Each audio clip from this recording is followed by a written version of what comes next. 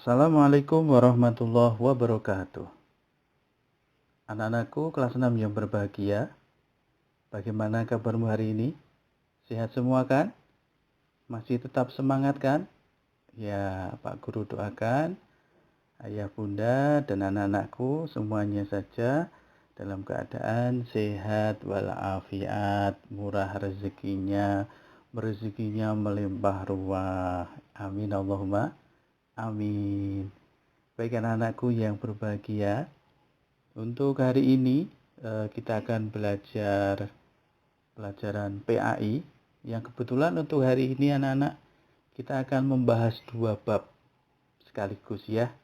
Karena di PAI di kelas 6 ini nanti cukup banyak materinya. Jadi hari ini Pak Guru ingin membahas 2 materi yang nanti akan Pak Guru sampaikan pada kalian semua. Baik anak-anakku, untuk mempersingkat waktu, kita mulai saja ya. Tapi sebelumnya kita awali dengan membaca basmalah bersama-sama. Bismillahirrahmanirrahim. Oke, lanjutnya. Ini pelajaran yang pertama, yaitu tentang indahnya saling menghormati. Ya, di sini kita nanti akan belajar bagaimana cara menghormati. Nah, dari menghormati ini akan timbul keindahan. Lanjutnya, di sini kita akan membaca surat Al-Kafirun anak-anak. Ayo, silakan dibuka buku paketnya. Kalau yang sudah punya, kalau yang belum punya, dengarkan, tirukan. Insya Allah dapat pahala. Yuk. Yang pertama kita membaca surat Al-Kafirun dulu ya anak-anak, semuanya siap, fokus untuk membaca. Mungkin Pak Guru dulu, nanti ditirukan di rumah. Bismillahirrahmanirrahim.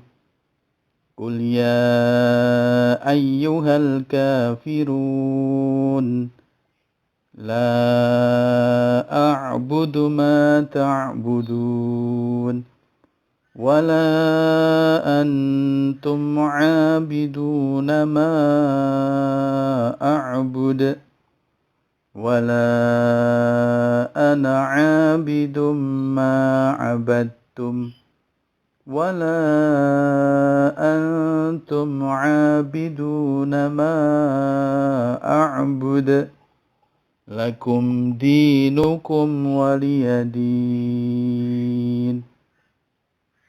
Sadaqallahul azim. Alhamdulillahirabbil alamin.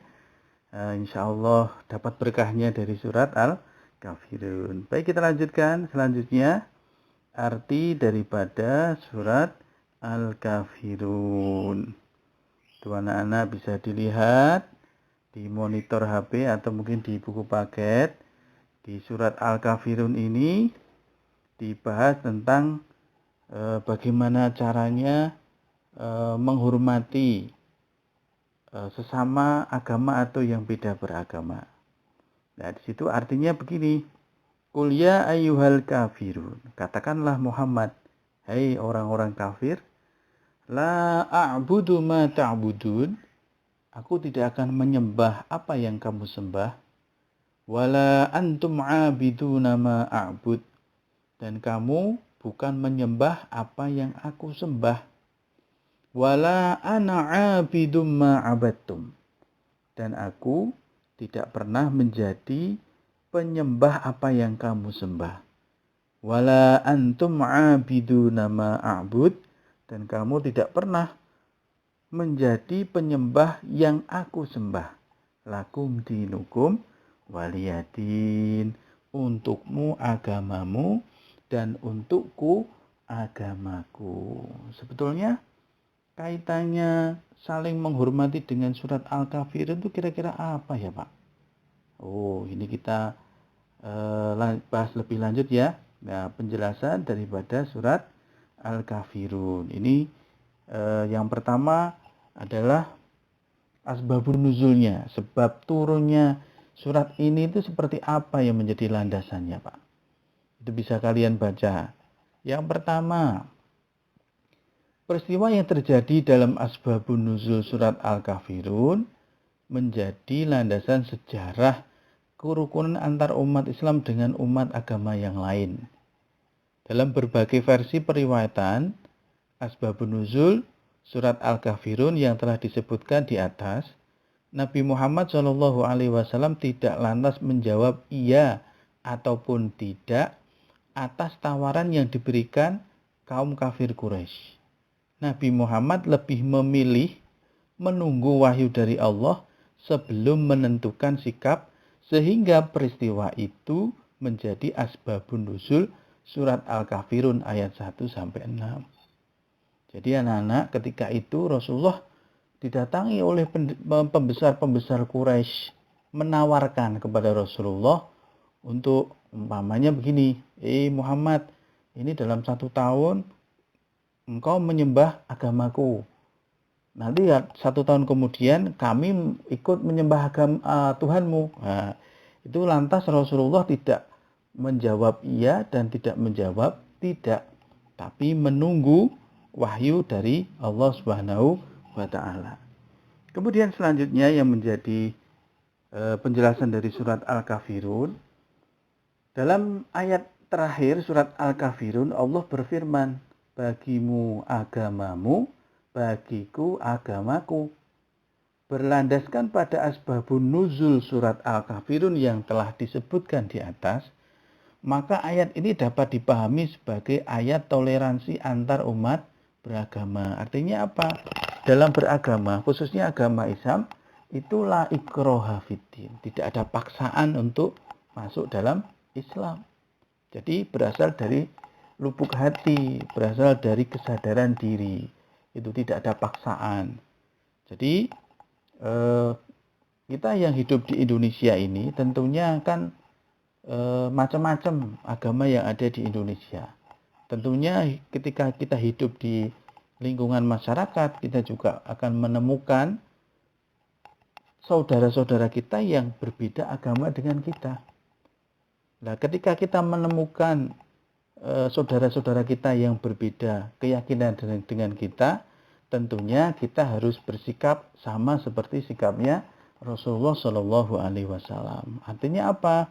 Ya, kita tidak ikut keyakinan mereka, tapi kita tetap menghormati. Salah satu contohnya, caranya menghormati bagaimana? Contoh umpamanya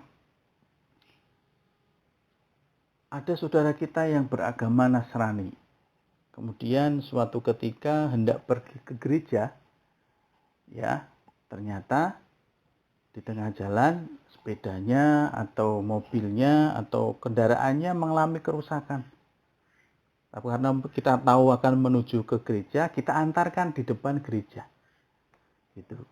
Tetapi kita tidak lantas masuk ikut ke gereja, ikut kebaktiannya, tidak. Itu namanya bukan toleransi beragama. Nah, itu namanya kita menghormati, mengantarkan sampai ke tempat tujuan. Setelah itu kita melanjutkan perjalanan kita. Itu namanya toleransi dalam beragama. Yang namanya menjaga kerukunan umat beragama bukan kita ikut kepada akidahnya mereka, tetapi kita tetap pada akidah yang kita anut, mereka juga mengikuti akidah mereka tanpa saling menjelekkan satu sama lain.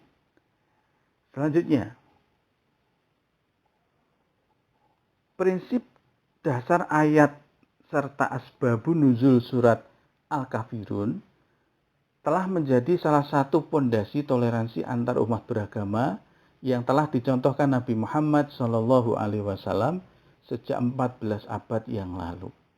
Peristiwa asbabun nuzul surat Al-Kafirun telah menjadi contoh dari Nabi Muhammad untuk bersikap dengan non-muslim, masih relevan jika diterapkan di zaman sekarang. Tentu saja diiringi dengan kontekstualisasi yang tidak bertentangan dengan nilai-nilai keislaman. Jadi seperti yang Pak Guru jelaskan tadi itu tadi. Jadi umpamanya ada saudara kita yang lain keyakinan dengan kita, bukan lantas kita menjauhi, bukan lantas kita memusuhinya, bukan. Tapi dalam koridor-koridor tertentu kita tetap menjaga akidah kita tanpa melukai atau merendahkan mereka.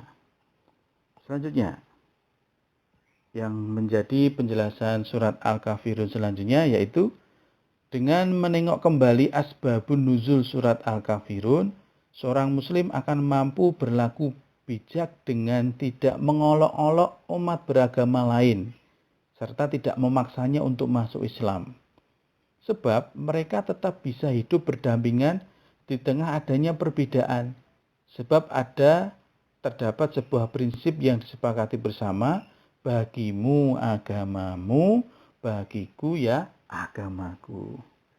Kemudian yang selanjutnya, apabila prinsip dasar toleransi antar umat beragama yang bersumber dari surat dan asbabun nuzul surat Al-Kafirun ini diterapkan dalam kehidupan sehari-hari, maka konflik atas nama agama akan dapat diminimalisir. Ya, begitu anak-anak.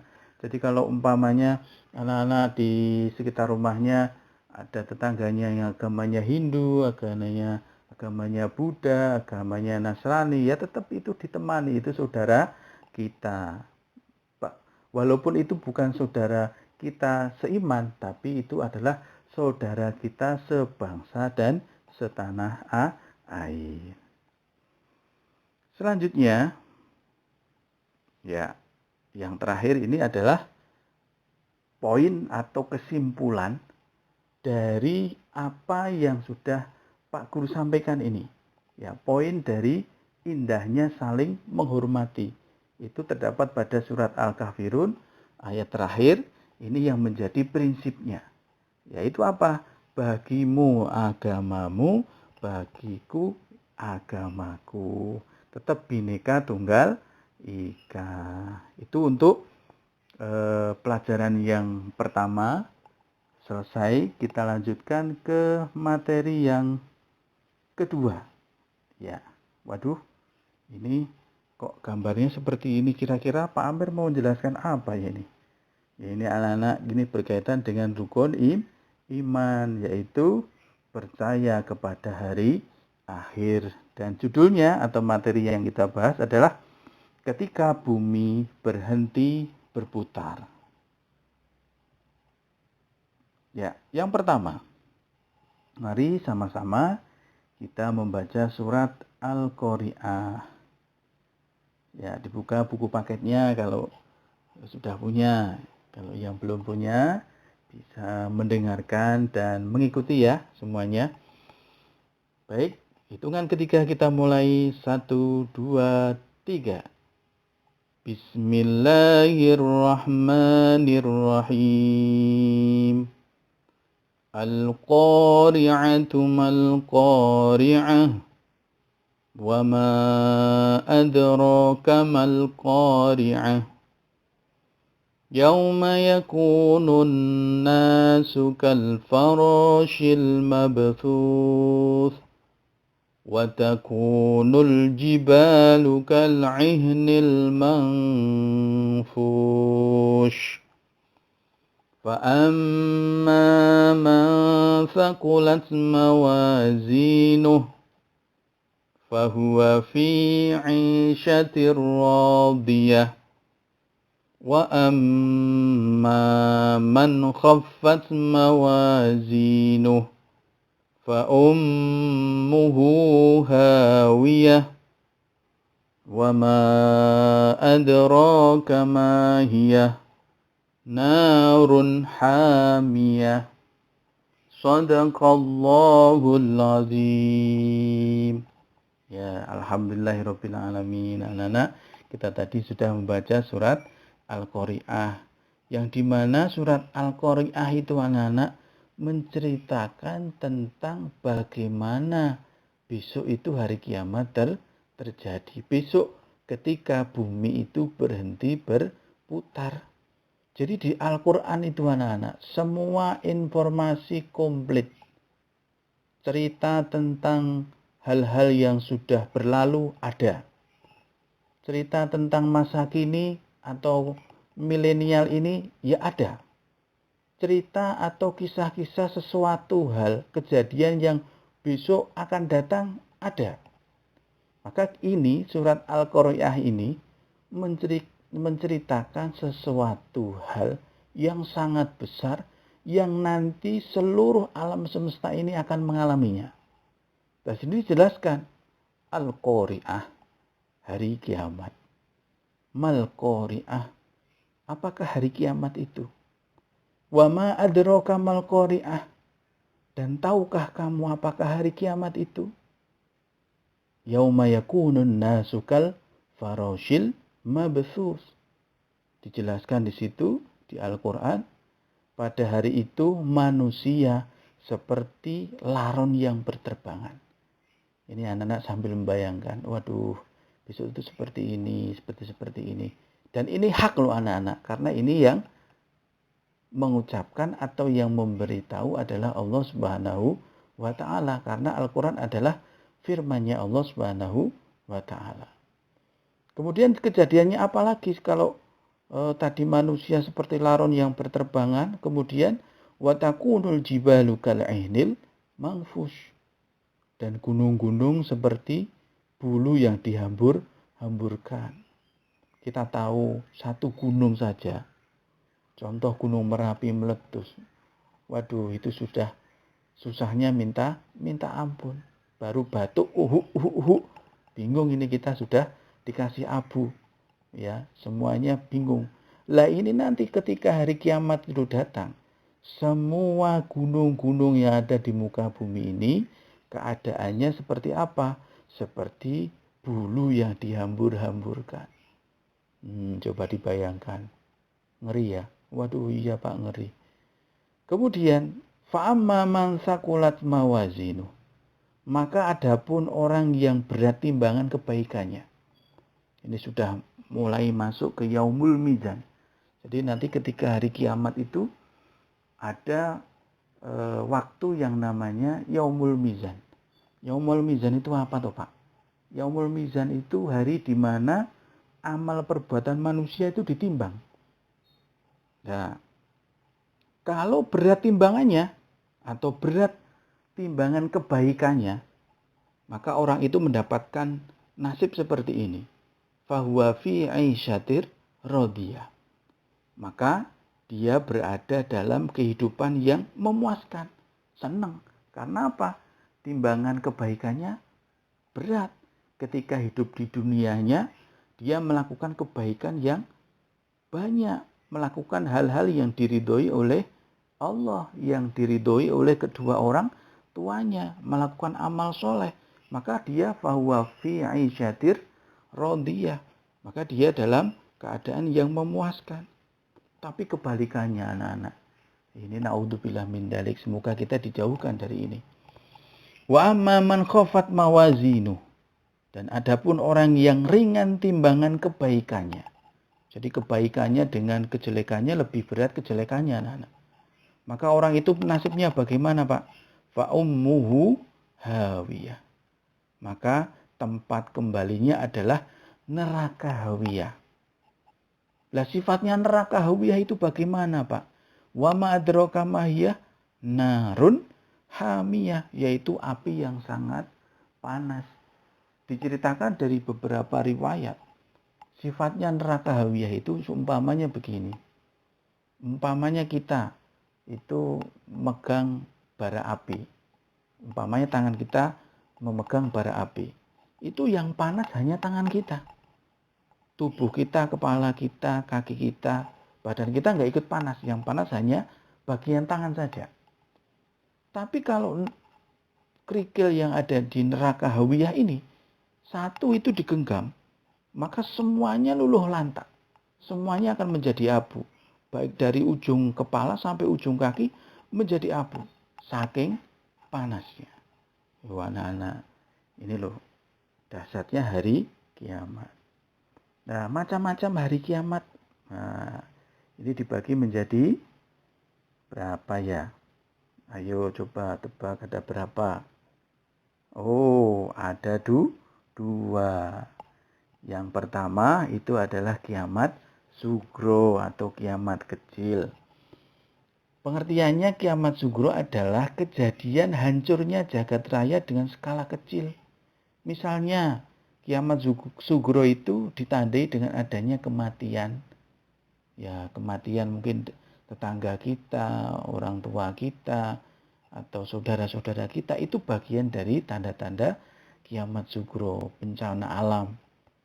Seperti tsunami, gempa bumi, banjir, gunung meletus, dan lain sebagainya. Dan sekarang ini sudah ada semuanya itu. Sudah tampak semuanya itu.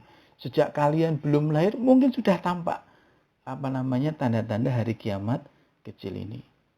Setelah seseorang mati, rohnya akan berada di alam barzah atau alam kubur. Alam barzah adalah alam antara dunia dan akhirat. Kiamat sugro sering terjadi di lingkungan kita yang merupakan suatu teguran Allah Subhanahu wa taala. Lah mungkin, mohon maaf anak-anak, ya adanya virus COVID-19 ini mungkin adalah salah satu teguran Allah kepada kita semuanya. Untuk apa? Untuk ingat kembali kepada Allah. Fafirru ilallah. Kita kembali lagi kepada Allah. Mari kita perbaiki sholat kita, perbaiki wudhu kita, kemudian sholatnya ya yang baik, bacaannya ya dibaca dari awal sampai akhir. Nah, itu teguran. Ya, kalau kita itu berakal sehat, ya orang-orang yang berakal akan melihat, oh, ini sebetulnya kasih sayangnya Allah lewat COVID-19 supaya apa? Kita ini kembali lagi kepada Allah, mengingat lagi kepada Allah. Selanjutnya, nah yang kedua yaitu kiamat kubro atau kiamat besar. Nah, kiamat besar itu seperti apa? Ya, kejadian hancurnya alam semesta beserta isinya, atau hancurnya alam semesta seluruhnya termasuk semua penghuni-penghuninya seperti manusia, hewan, tumbuhan, dan tanda dimulainya kehidupan akhirat, serta manusia akan mempertanggungjawabkan segala amal perbuatan yang pernah dibuat sewaktu hidup di dunia. Oh, nah ini nanti semuanya waktu itu, waktu kiamat kubro itu datang, semuanya tidak ada yang hidup, baik dari golongan jin maupun golongan manusia. Bahkan golongan malaikat pun semuanya akan musnah. Yang hidup hanya Allah. Jadi apa yang kita tempati sekarang ini, suatu saat nanti hanya Allah yang tahu kapan itu terjadinya. Yang kita tempati ini semua akan hancur, lebur. Matahari juga akan hancur. Planet-planet yang ada di alam semesta ini hancur semua. Dan yang hidup adalah Allah. Lah, tanda-tanda kiamat kubro ini diantaranya anak-anak. Itu salah satunya munculnya Dajjal. Matahari terbit dari barat, kemudian turunnya Ya'juj dan Ma'juj. Nah, ini pasti suatu saat kejadian ini akan terjadi pada diri kita. Akan apa?